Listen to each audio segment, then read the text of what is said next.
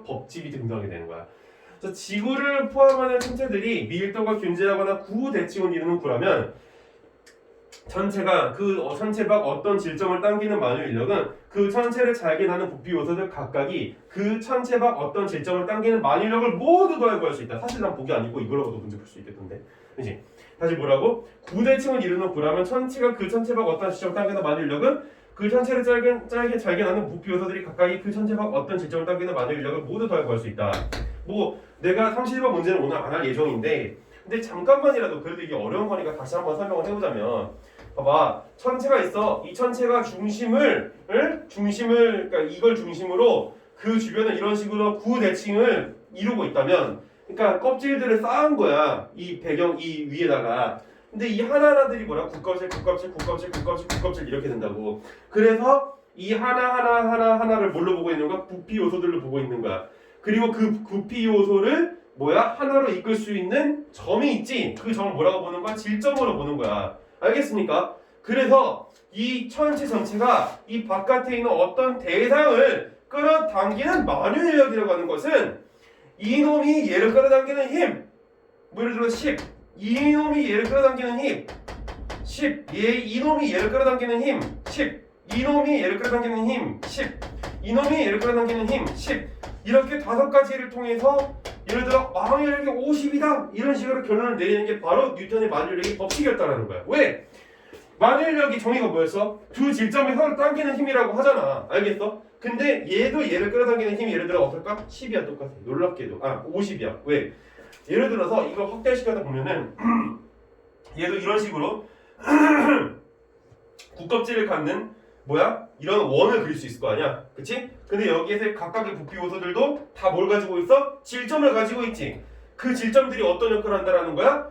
이 천체에 의해서 여기서 천체가 어떤 질점, 얘를 끌어당기는 힘이 이렇게 있을 거야. 또 뭐 얘를 끌어당기는 힘이 있을 거야. 뭐 좌우간 그게 얼마건 간에 예를 들어서 여기 껍질이 뭐 5개밖에 없다고 5개밖에 없다고 치면 안 되겠구나. 한 2개밖에 없다고 쳐 2개밖에. 그러면은 이 두 개의 부피 요소들 각각에 있는 질점이 끌어당기는 힘이 각각 25 이래서 이걸 두 개 더하면 뭐가 나오는 거야? 50이 나오는 거야. 알겠어? 그렇기 때문에 이 하나의 질점이 얘를 끌어당기는 만유 인력은 10, 이 하나의 질점이 여기에 있는 질점 하나를 끌어당기는 25 해서 어느 질점이 더 큰 만유 인력이라기보다 어떤 더 큰 힘을 가지고 있어? 내가 더 큰 힘을 가지고 있지? 그래서 31번에 2번이 정답이 되는 이유는 바로 이러한 원리 때문인 거야. 이거 하나만 끝나는 걸 도대체 난 보기가 왜 필요한지 잘 못 느끼는 사람 중 한 명이긴 해. 물론 필요하긴 해. 왜? 이 부피 요소를 질점을 대표할 수 있다는 걸 증명하기 위해서, 그러니까 뒷받침하기 위해서는 그렇다는 거야. 자, 또한 여기에서 지구보다 질량이 큰 태양과 지구가 서로 당기는 만유 인력이 서로 같음을 증명할 수 있다. 이건 내가 이미 증명을 해줬어 여기다가. 그래서 뉴턴은 이 원리를 적용하여 달의 공전 궤도와 사과의 낙하 온도 등에 관한 실제값을 연역함으로써 만유 인력이 실제로 입증했다. 여기까지 됐고, 자 그다음에 중국과 관련된 얘기 빠르게 읽고 우리 문제를 풀도록 해보자. 자, 16세기 말부터 중국이 본격 유입되기 시작했대. 1500년대 후반에 그때 이제 서양에서 완성된 이런 천문학이 유입이 되기 시작했다라는 거야. 여기 또 내가 정리를 해놨지. 그래서 그러한 서양 과학은 청 왕조가 1644년 중국의 역법을 기반으로 이걸 기반으로 했다라는 거야. 베이스먼트는 중국의 역법이지 서양의 역법이 아니야. 그러니까 천문학. 서양 천문학의 모델과 계산법을 수용한 시헌역을 공식 채택함에 따라 그 위상이 구체화되었다. 그지? 청왕조, 그러니까 왕조가 기입을 한 거지. 그래서 브라헤와 케플러의 천문 이론을 차례대로 수용하여서, 그러니까 브라헤를 먼저 수용하고 그 다음에 케플러. 그럼 어떤 차이가 있었을까? 브라헤는 지구 중심설, 케플러는 태양 중심설. 그래서 정확도를 높였대. 둘 다 근데 수적 칙설을 신봉하는 사람들이었기 때문에 신플라톤주의 내려져 있던 사람들이었기 때문에 시연역이 생활 리듬으로 자리 잡았지만 중국 지식인들은 서양 과학이 중국의 지적 유산에 적절히 연결되지 않으면 자 조건이 있어. 뭐야? 서양 과학의 중국의 지적 유산에 적절히 연결되지 않으면 아무리 효율적이더라도 단순하고 좋다 할지라도 불우한 요소로 여겼대. 왜? 기반이 뭐라고? 중국의 역법이니까. 그러니까 이런 게 수능 글의 특징인데 아까 전에 우리가 첫 번째 문단에서 뭐를 읽었었어? 여기 지금 정리가 되어 있지만 서양의 우주론에 대한 간단한 정리, 그 다음에 두 번째는 중국의 우주론에 대한 간단한 정리를 해줬던 게 기억이 날 거야. 근데 지금 지문을 읽어보면 앞부분에서는 서양 우주론, 뒷부분에서는 중국 우주론 이렇게 얘기해주고 있지. 순서대로 그러니까 이 수능 그래서 첫 번째 문단만 잘 해결을 해도 이런 식으로 전체 큰 흐름을 우리가 다 포섭할 수 있는 이런 글들이 굉장히 많다라는 거야. 자, 이에 따라 서양 과학에 매료된 학자들도 자, 아무리 서양 과학에 매료가 됐다고 할지라도 이 사람도 어떤 방식으로든 서양 과학과 중국 전통 사이의 적절한 관계 맺음을 통해서 이 문제를 해결하고자 할 때 관계 맺음을 왜 하려고 하는 거야? 중국 걸 죽일 수도 없으니까. 이게 굉장히 중요한 중국의 사고방식인데 그러니까 이 글이 얘기할 게 진짜 많아. 비용 지식이 너무 많아. 얘기할 게. 봐봐. 옛날에 청나라 이전에 누가 있었어? 명나라가 있었지. 근데 이 명나라는 강대국이었을까 약소국이었을까? 엄청난 강대국이었어. 어느 정도의 강대국이었냐면은 이 당시에 이제 그 명나라가 가지고 있는 함선들이 있어서 함선들. 그러니까 쉽게 말해서 군함이야. 이 군함의 개수가 엄청나게 많아서 수백 대에 막 이르렀어요. 그러니까 이 군함을 가지고 세계를 쳐들어가잖아. 그러니까 전 세계를 쳐들어가잖아. 다 정복할 수 있을 정도로 엄청난 강대국이었어. 근데 이 짓을 해 안 해? 안 해. 이 명나라의가 기반하고 있는 어떤 그런 사상적인 어떤 토대는 뭐야? 유교지 유교. 그지? 유교 질서를 좀 숭봉한단 말이야. 근데 유교 질서에서 얘기하는 게 있어. 뭘 얘기하냐면은 정도, 그러니까 중용을 얘기하는 게 있지. 더 이상 그러니까 넘치지 않게 하는 게 되게 중요시 여기는 부분이야. 그래서 중국 같은 경우에는 지금도 그런데 지금은 조금 많이 달라지고는 있지만 뭐냐면은 중국이 전통적으로 중요시 여기는 게 있어. 자신들의 세력을 굉장히 중요시 여겨요. 그러니까 실제로 그 나라를 경제적으로 정치적으로 복속시키는 데는 관심이 없어. 다만 뭐에 관심이 있어? 그러니까 식민지를 만드는 데 관심이 없다고 중국이. 근데 뭐에는 관심이 있는 거냐면은 다른 나라를 자신들의 부하 나라로 만드는 데는 관심이 있어. 그러니까 자신들을 섬기게 하는 데는 관심이 있다라는 거야. 근데 이미 주변에 뭐 인도라든지 아니면은 뭐 다른 아래에 있는 국가들, 또 우리나라 포함해서 일본 다 중국을 어떻게 보고 있어? 자신들이 숭상해야 될 나라로 이미 여기고 있었단 말이야. 그렇기 때문에 굳이 쳐들어갈 필요가 있어? 없어? 없다는 거야. 알겠지? 그래서 중국이 역사를 보면 식민지가 있어? 없어? 없어. 좀 특이한 특징이지. 그래서 어쨌든 얘네들은 뭐야? 그런 자국을 굉장히 중요시 여겨. 그래서 이런 문제 해결하고자 할 때, 그래서 17세기 운명과 방해지 등은 중국 고대 문헌에 수록된 우주론에 대해서는 부정적 태도를 견지하면서 누구? 이 녀석들. 뭐야? 중국 고대 문헌은 되게 부정하게 여겼대. 근데 뭐 성리학적 기론, 그러니까 성리학적인 그 어떤 그 역학, 성리학적인 어떤 과학 이런 거에 입각해서 실증적 서양 과학을 재해석한 독창적 이론을 제시했대. 뭐 뒤에 나오겠지만 광학 이론이 나오지. 수성과 금성인 태양주의를 회전한다는 그들의 태양계학설은 불화에 영향받았대. 태양의 크기에 대한 서양 천문학 이론의 의문을 제기하고 기와 빛을 결부하여 제시한 광학 이론은 그들이 창안한 것이었다.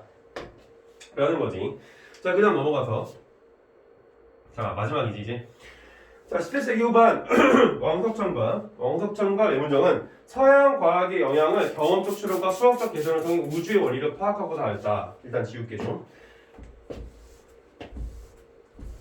그러면서 서양 과학의 우수한 면은 이 뭐라 그래? 건방진 얘기를 하지 얘네들. 굉장히 건방진 얘기를 해. 그러니까 서양 과학의 이런 우수한 측면이 이미 어디에 있었다고? 이미 다 중국 고전에 갖춰져 있었다라는 얘기를 해. 이렇게 바로 회통인 거지. 자, 중국 고전에 이미 다 갖춰져 있다.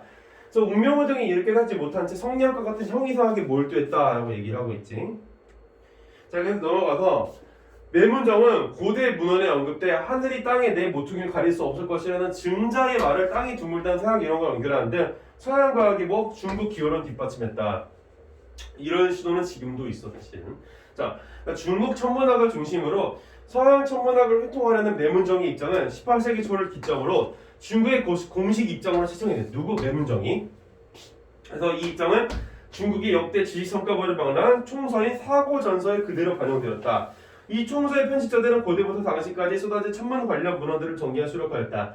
이와 같이 고대 문헌에 담긴 우주론을 재해석하고 확인하려는 경향은 19세기 중엽까지 주를 이뤘다. 이건 뭐 그냥 편하게 읽어주면 돼. 알겠지? 자, 여기까지 왔고 그러면 이제 넘어가서 27번부터 같이 문제를 좀 봐야 되겠지. 27번. 자, 다음은 윗글을 읽은 학생의 독서 기록 중 일부이다. 윗글을 참고할 때 점검 결과를 적재하지 않은 것은 무엇인가? 자, 1번 일단 그냥 이거 안 지울게. 자, 서양의 우주론의 태양 중심설과 지구 중심설 개념이 소개되어 있을 것이다 라고 되어 있지. 당연한 거 아니야? 이거에 대한 내용 너무 많이 등장하지. 그래서 예측과 같아요. 괜찮고. 자, 다음 두 번째. 서양의 우주론의 영향으로 변화된 중국의 우주론이 소개되어 있을 것이다 라고 되어 있는데 변화된 중국의 우주론은 없어. 그지? 왜? 중국은 어떻게 한다고? 자국 중심적이라고. 변화를 해 안 해? 안 한다고. 다 회통식적으로. 야 우리한테 다 있던 건데 뭐 이러는 거야. 건방지지 중국은. 2번 이렇게 된 거야. 자 3번. 태양에서 태양 중심설을 제기한 사람은 누구일까? 질문의 답이 제시된 누가? 코페르니쿠스. 자 그 다음에 중국에서 서양의 우주론을 접하고 회통을 시도하려고 한 사람들은 누구일까? 매문정 같은 사람들이 있었겠지. 그지? 나왔고 있니? 자 중국의 서양의 우주론을 전파한 서양의 인물 브라이.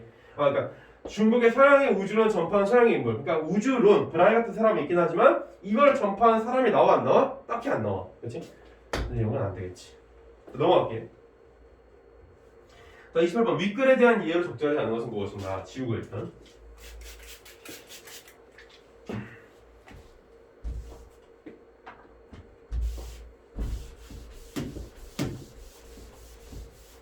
자 1번 서양과 중국에서는 모두 우주론을 정립하는 과정에서 형이상학적 사고에 대한 재검토가 이루어졌다라고 얘기를 하고 있잖아. 맞지 이거? 그치? 왜? 서양 같은 경우에 너무 많은 얘기야. 이미 이루어져 있었던 아이디얼리즘에 대해서 천상계와 지상계를 구별하는 이런 사고방식이 뭐야? 하는 거에 대한 검토가 이루어졌고 중국 같은 경우에는 이런 수적 질소가 등장을 하면서 뭐야? 그런 성리학적 기론에 대해서 치중하고 있는 성리학적 기론이 곧 이 동양에선 아이디얼리즘이거든. 그거에 대해서 내문정이랑 왕석천 같은 사람 비판을 날리지. 그치? 그래서 이거는 맞는 얘기.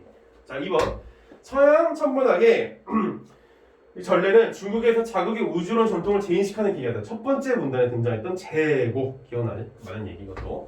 3번 중국의 서양의 천문학적 성과가 자리 잡게 된 데에는 국가의 역할이 작용하였다. 청왕조라는 얘기가 대놓고 등장을 하지. 다섯 번째 문단에서 많은 얘기. 4번 중국에서는 18세기에 자국의 고대 우주론을 긍정하는 입장이 주류가 되었다라고 되어 있지. 뭐야? 그 사고전서? 그치? 거기에서 중국 고대 우주론을 긍정하기 시작하잖아. 그래서 왕석천과 내문정이 야 오명은 방이지 뭐하는 거야 이 병신들아 고전 좋잖아 하면서 이런 입장이 나오게 되는 거지. 그러니까 맞는 얘기. 근거는 이제 그 일곱 번째 문단에 나오지. 자, 일곱 번째 문단이 아무튼 뭐 5번 서양에서는 중국과 달리 경험적 추론의 기초 우주론이 제기됐다고 하는데 이게 틀렸지. 달리라. 중국도 마찬가지야. 알겠지? 정답은 5번이지. 이런 문제는 어렵지 않게 풀 수 있어요. 자, 29번. 자, 윗글에 나타난 서양의 우주론에 대한 설명으로 가장 적절한 것은 무엇이냐?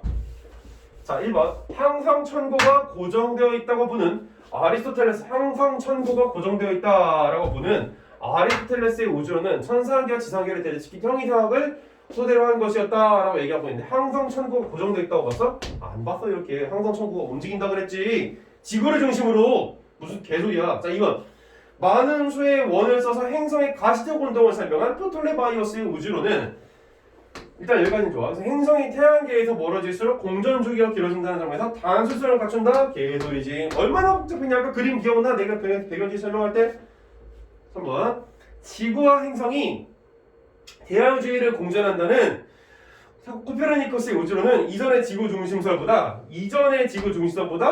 단순할 뿐 아니라 아리스토텔레스의 형이상학과 양립이 가능한 것이었다. 좀 이상하지? 이전의 지구 중심설, 그러니까 이건 맞네. 이건 괜찮네. 이거보다 단순했지. 근데 양립이 가능했어. 아리스토텔레스 이분법과 개소리지. 자, 4번. 지구가 우주 중심에 고정되어 있고 다른 행성을 건드린 태양이 주위를 돈다는 브라헤의 우주론은 아리스토텔레스의 형이상학에서 자유롭지 못한 것이었다. 그렇지. 브라헤 비겁한 놈이었잖아. 수학적인 지식은 좋은데 이 철학적인 측면에서 왜곡이 있는 놈이었다고. 이런 놈이 과학자가 되면 돼 안 되면 상관없지만 사실. 자, 5번. 태양 주위를 공전하는 행성의 운동 법칙들은 관측지로부터 수립한 케플러의 우주론은 신플라톤주의에서 경험적인 근거를 찾은 것이었다라고 이렇게 얘기를 하고 있는데 태양 주위를 공전하는 행성의 운동 법칙들을 관측지로부터 수립한 케플러의 우주론은 신플라톤주의에서 경험주의적 근거를 찾았다라고 하는데 이거는 조금 맞지 않은 얘기가 되는 거지. 잠깐만. 그래서 이건 틀린 얘기가 되는 거고 정답은 그래서 4번이 되는 거야. 알겠어? 여기까지. 자, 그 다음에 30번. 자, 기억에 대한 이해를 적절하지 않은 것은 무엇인가? 이제 기억. 여기서 기억은 뭐였어? 아까 전에? 자, 넘어가 볼까? 기억이 여기서 지금 서양과학과 중국 전통사의 적절한 관계 맺음. 그러니까 회통 시도하는 거. 그걸 얘기하고 있는 거지. 30번 다시 가보자. 회통 시도에 대해서. 자 마지막이죠 오늘. 자 기억에 대한 이해로 그러니까 오늘 수업 마지막이 아니라 이거 처음 문학 마지막. 그냥 볼게. 자 1번 중국에서 좀 줄일까? 중국에서 서양 과학을 수용한 그 학자들은 자국의 지식 지적 유산에 서양 과학을 접목하려 저거 좀 질긴 해야 되겠다. 이제 서양 과학을 접목하려 하였다. 많은 얘기지. 회동하려고 하는 거니까 자국 중심. 그 중국의 사고 방식이지. 2번 서양 천문학과 관련된 내용이 중국의 역대 지적 성과 지식 성과를 집대성한 자구 정서에 수록되었다. 맞는 얘기지. 자 4번 방희진은 서양 우주론의 영향을 받았지만 서양의 이론과 구별되는 새 이론의 수립을 시도하였다. 즉 오명과 방희진 같은 경우 이 뭐지 광학 이론? 그래서 이거는 맞는 얘기가 되는 거. 4번 내문정은 중국 고대 문화에 나타난 천문학적 전통과 서양 과학의 수학적 방법론을 모두 활용하였다라고 얘기하고 있고 5번 성리학적 기론을 긍정한 학자들은 이제 오명호 방희지 같은 사람들 중국 고대 문헌의 우주론을 근거로서 서양 우주론 받아들여 새 이론을 창안했다는데 중국 고대 문헌을 중심으로 했다라는 얘기가 잘못된 거지. 정답은 5번이야. 알겠어? 그래서 어렵지 않게 5번 여기서 살아갈 수가 있다더라라는 것이고 사실 1번은 안 하려고 그랬는데 2번만 보자. 정답이 2번인데 이게 왜 틀렸다는 거야? 자, 태양의 중심에 있는 지금 보기 볼 필요도 없어. 보기를 굉장히 중요시 여기는 게 맞긴 하지만 원래는 근데 얘 같은 경우는 이걸로 풀리기 때문에 태양의 중심에 있는 질량이 m이 질점이 자, 태양이 이렇게 있다고 쳐봐. 태양이 이렇게 있고 태양을 이렇게 구라고 쳤을 때 여기 구껍질이 이렇게 있는 거야. 그래서 여기에서 부피 요소들이 하나, 둘, 셋, 넷 4개로 하자. 상관없어. 자 이렇게 하고 아이씨 편해서 5개만 알겠지? 이렇게 하고 이게 태양이야. 그 다음에 지구가 있어. 지구 조그만하지? 이렇게 나한테 조그만한 말이야. 그지? 잠깐만 태양을 이게 이런 식으로 그냥 이따가 설명을 해줄게. 자 이렇게 지금 지구가 이렇게 있지. 지구 중심 이렇게 또 원을 이렇게 그리고 있어. 자 근데 여기에 태양에 원이 내가 5개만 있다 그랬는데 그냥 한 1000개 있다고 쳐봐. 알겠지? 한 100개 있다고 쳐봐. 100개 알겠지? 그리고 여기에는 원이 한 이렇게 10개 있다고 쳐봐. 그러니까 여기에는 100개의 부피 요소가 있다라는 거지. 100개의 부피 요소가 있다는 얘기는 곧 무슨 얘기가 똑같을까? 100개의 질점이 있다는 얘기지. 100개의 질점이 있고 10개의 질점이 있단 말이야. 그런데 여기에서 질점 하나가 여기 지금 지구의 질점 하나를 끌어당기는 힘을 여기에 있는 질점 하나가 여기에 있는 질점 하나를 끌어당기는 힘을 여기에 있는 질점 하나가 여기 있는 질점 하나를 당기는 힘을 몇이라고 보면 좋을까? 10이라고 볼 수 있겠지. 예를 들어서 그 다음에 여기 있는 이 지구의 질점 하나가 태양의 질점 하나를 끌어당기는 힘 태양의 질점 하나를 끌어당기는 힘 뭐라고 볼 수 있어? 100이라고 볼 수 있겠지. 그럼 결과적으로 태양이 지구를 끌어당기는 힘과 지구가 태양을 끌어당기는 힘은 서로 어때? 같지. 하지만 이렇게 같은 결과가 나올 수 있는 건 뭐 때문인 거야? 이 질점 하나가 끌어당기는 힘이 얼마? 10. 이 질점 하나가 끌어당기는 힘이 얼마? 100. 근데 여기 뭐라고 되겠어? 태양의 중심에 있는 질량의 m인 질점이 지구 전체를 당기는 만유 인력은 이 n이 지구의 중심에 있는 질량인 n인 질점이 태양 전체를 당기는 만유 인력의 크기와 같겠군이라고 했는데 얘는 10이고 얘는 100인데 같아 달라? 다르지. 그러니까 얘가 틀려서 얘가 정답인 거야. 2번 끝. 이것만으로도 문제가 풀려. 쉽지 아주. 근데 이렇게 쉽게 설명들을 많이 안 하더라고. 그럼 나는 의아해서.